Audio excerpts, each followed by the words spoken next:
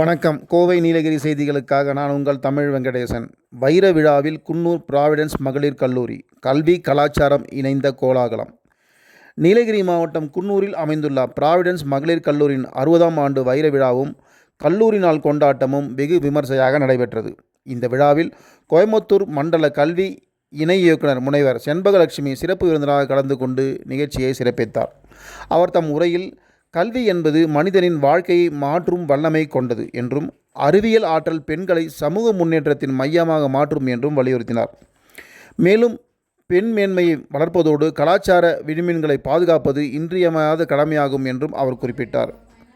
கல்லூரி முதல்வர் முனைவர் அருள் சகோதரி ஷீலா ஆண்டறிக்கையை சமர்ப்பித்து கடந்த ஆண்டின் கல்வி ஆராய்ச்சி மற்றும் இணை செயல்பாடுகளில் கல்லூரி பெற்ற முன்னேற்றங்களை விரிவாக விளக்கினார். தொடர்ந்து மாணவர் பேரவை தலைவி செல்வி சிந்தியா மாணவர் பேரவை அறிக்கையை வாசித்தார். இந்த விழாவில் பணியிலிருந்து ஓய்வு பெறும் திரு ஹென்றி அவர்கள் சிறப்பாக கௌரவிக்கப்பட்டார். மேலும் 25 ஆண்டுகள் பணியை நிறைவு செய்த முனைவர் புவனா, முனைவர் கவிதா குமரன் மற்றும் விமல்குமார் ஆகியோருக்கும் பாராட்டுகள் தெரிவிக்கப்பட்டது.